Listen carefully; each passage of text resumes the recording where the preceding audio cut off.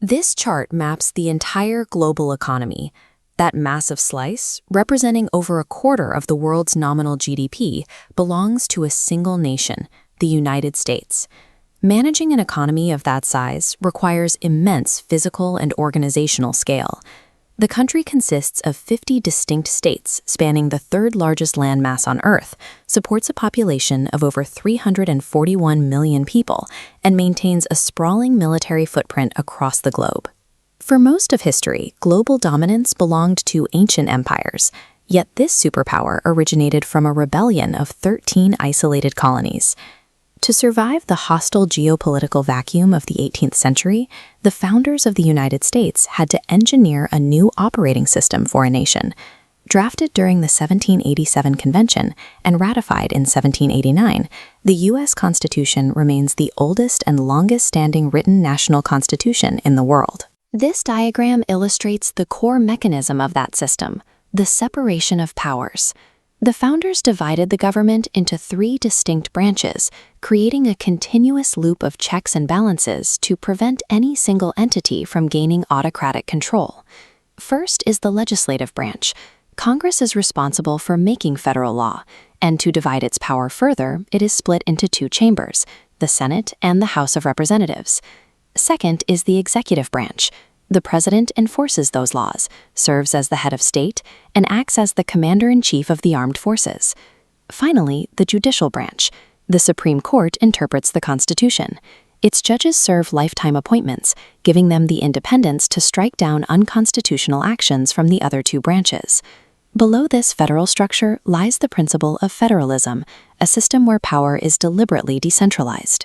This grants immense legal and administrative autonomy to the 50 individual states, as well as 574 recognized Native American tribes. This highly adaptable, decentralized blueprint created the extreme political stability required to support explosive geographic expansion. As we look at this map of North America, you can see the aggressive territorial expansion throughout the 19th century. Driven by manifest destiny, the country doubled its size through purchases and military conquests, pushing steadily westward. Adding massive new territories caused the constitutional framework to critically overheat. The central point of failure was a profound moral and economic contradiction, the legalization of slavery in these new, expanded regions. 11 southern states seceded to preserve slavery. The Battle of Gettysburg alone resulted in over 50,000 casualties. Under the leadership of Abraham Lincoln, the Union forces ultimately secured victory in the deadliest war in American history. The defeat of the Confederacy definitively ended the secession crisis and forced the national abolition of slavery. The brutal crucible of the Civil War preserved the nation while rapidly centralizing its federal authority, forging a hardened engine primed for total industrialization. During the Gilded Age and Progressive Era, the arrival of millions of immigrant workers, a fierce work ethic, and abundant natural resources transformed the United States into the world's leading industrial power. By 1917, the outbreak of World War I forcibly redirected this massive domestic economic momentum onto the global stage. Isolationism officially ended on December 7, 1941, when the devastating attack on Pearl Harbor pulled the United States directly into World War II. The country initiated a total mobilization of its economy to supply the Allied forces. The conflict ended after the unprecedented deployment of nuclear weapons against the cities of Hiroshima and Nagasaki in Japan. In the aftermath, the Cold War began. The newly forged American superpower engaged in a decades-long ideological struggle with the Soviet Union, driving a massive arms race, the space race, and proxy conflicts across the globe. Decades of continuous warfare converted the American experiment from an isolated republic into a perpetual, globe-spanning military machine. In 1991, the dissolution of the Soviet Union left the United States as the sole, unrivaled global superpower. The hard power of the modern U.S. requires staggering investment.